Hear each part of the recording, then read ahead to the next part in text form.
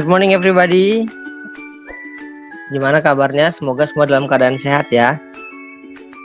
Oke, kita ketemu lagi pada pembelajaran kali ini, yaitu kita sudah masuk ke buku tema 4 ya. Nah, sekarang kita masuk ke mata pelajaran IPS subtema 1. Sekarang kalian boleh menyiapkan bukunya dan menyiapkan alat tulisnya sebelum kita memulai pembelajaran kali ini. Oke? Nah, pembelajaran apa aja sih yang akan kita pelajari hari ini? Yang pertama itu menjelaskan jenis-jenis pekerjaan sesuai keadaan alam.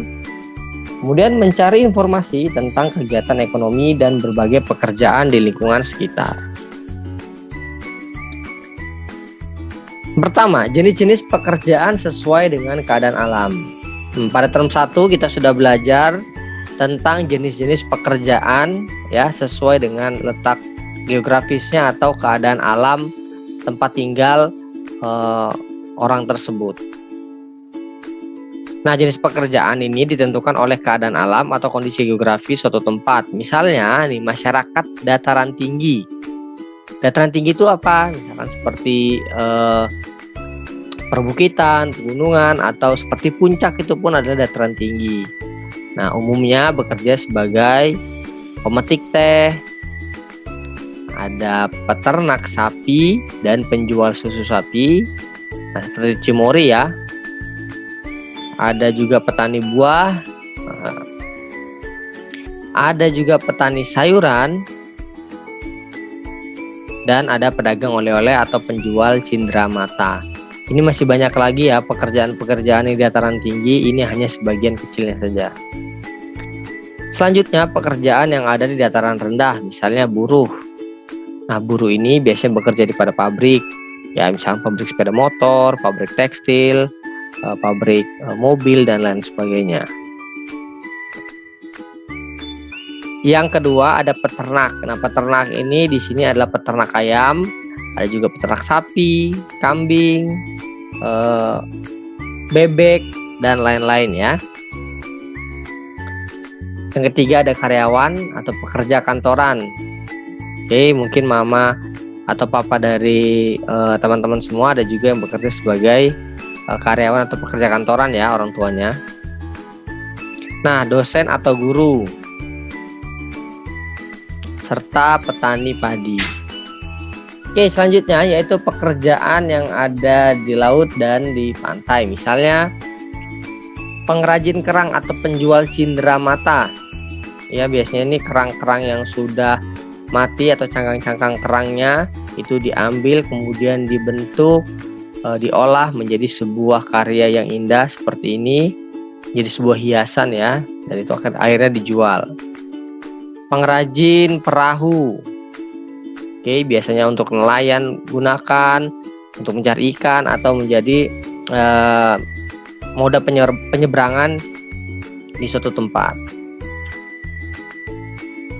Ada juga petani garam, kemudian pekerja tambang minyak dan nelayan, serta masih banyak lain pekerjaan-pekerjaan yang ada di laut dan di pantai. Oke, kita lanjut ya. Nah, Indonesia itu merupakan negara dengan sumber daya alam yang sangat melimpah. Manusia memanfaatkan sumber daya alam tersebut itu untuk memenuhi kebutuhan hidupnya. Kegiatan pemanfaatan sumber daya alam ini disebut sebagai mata pencaharian atau pekerjaan. Dan salah satu sumber daya alam yang banyak dimanfaatkan adalah tanaman kelapa atau pohon kehidupan. Ada yang udah pernah lihat pohon kelapa sebelumnya? Ya, Mister pikir hampir semua sudah pernah melihat pohon kelapa atau buah kelapa ya. Nah, ternyata pohon kelapa ini mempunyai julukan yaitu pohon kehidupan. Kalian bacalah teks halaman 3, kemudian kerjakan bersama-sama dengan gurunya yang ada pada halaman 4, nomor 1 dan nomor 5 ya, sampai nomor 5 ya. Oke, kita lanjut. Nah, setelah membaca teks tadi, sudah kita kerjakan. Nah, buah kelapa itu ternyata paling banyak digunakan oleh masyarakat untuk membuat minyak kelapa. Nah, minyak kelapa itu dihasilkan dari daging buah kelapa yang diolah ya. Minyak kelapa itu dapat dijadikan sebagai obat, bahan baku kosmetik, dan juga minyak goreng. Minyak kelapa ini juga ternyata lebih sehat daripada minyak kelapa sawit yang biasa kita gunakan. Nah, sekarang kita akan menyimak proses pembuatan minyak kelapa itu seperti apa sih dari buah kelapa sehingga sampai menjadi minyak kelapa.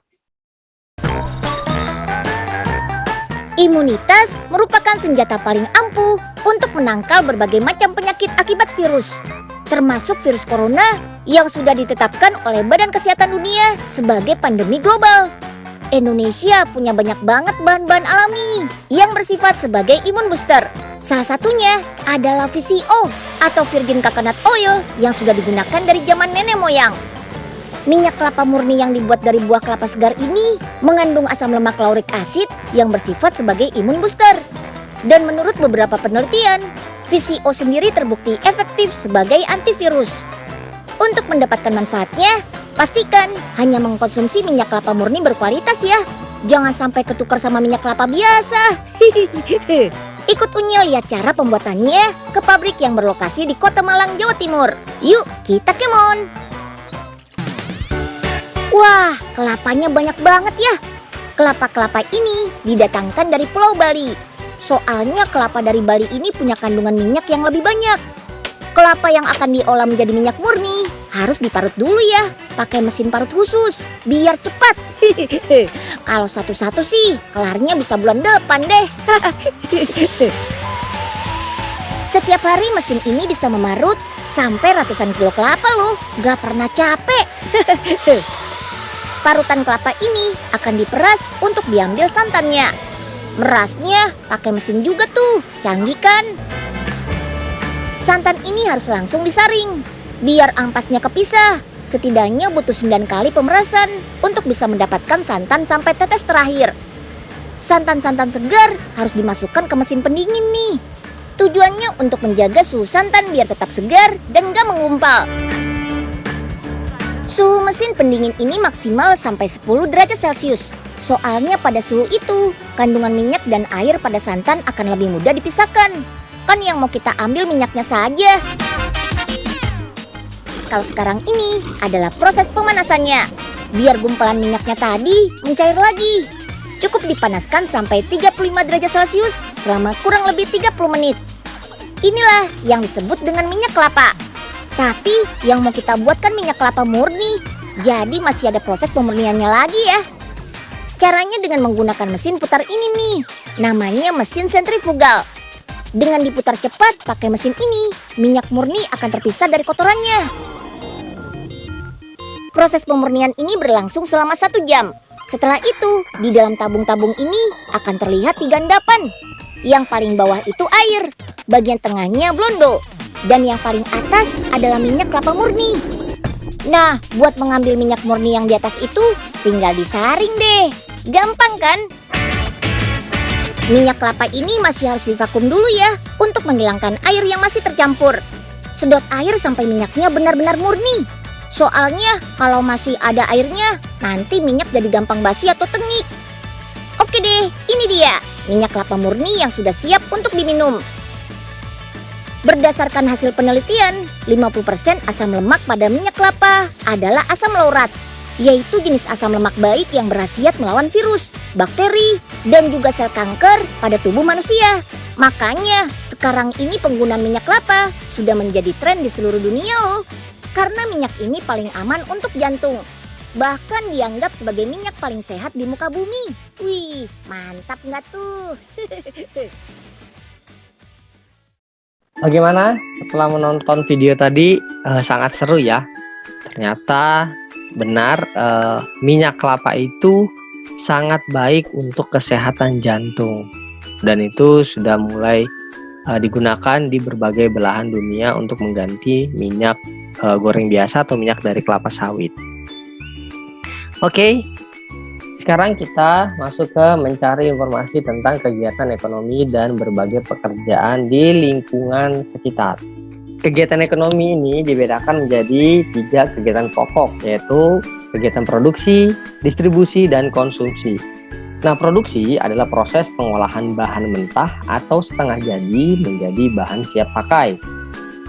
Seperti tadi contohnya pabrik pengolahan minyak kelapa.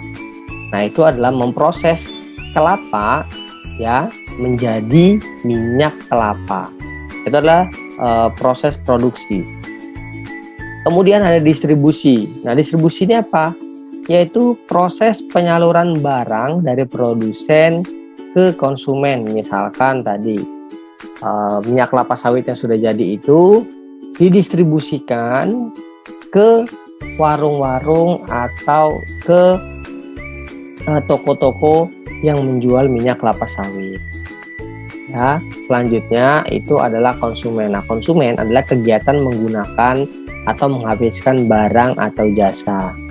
Contohnya gimana? Seperti tadi dalam video tersebut, yaitu minyak kelapa sawit itu kita beli dari sebuah warung atau sebuah toko, kemudian kita gunakan.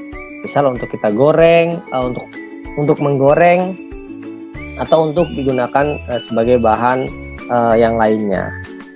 Oke, nah produksi itu dilakukan atau orang yang melakukannya disebut produsen. Kemudian distribusi, orang yang melakukannya itu disebut distributor. Konsumsi, orang yang melakukannya disebut konsumen. Nah, contoh-contoh dari kegiatan produksi ini mungkin sudah pada tahu juga ya.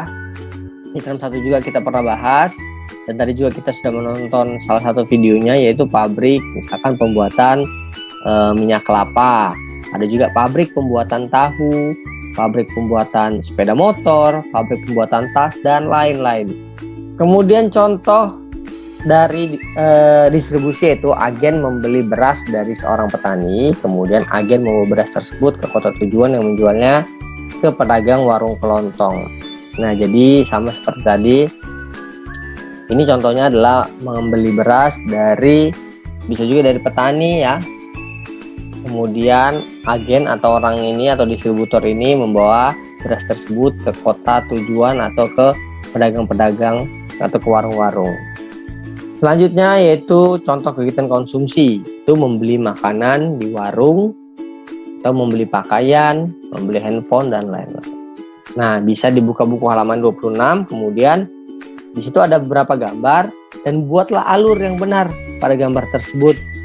Manakah yang kegiatan produksi, distribusi, sampai konsumsi.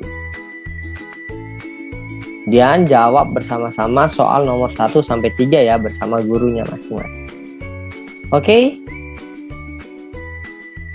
Oke, sekian materi hari ini. Terima kasih telah mendengarkan. Semoga apa yang disampaikan dapat bermanfaat dan menjadi ilmu yang baik untuk kita semua. Terima kasih, sampai ketemu lagi di pertemuan selanjutnya. Bye-bye.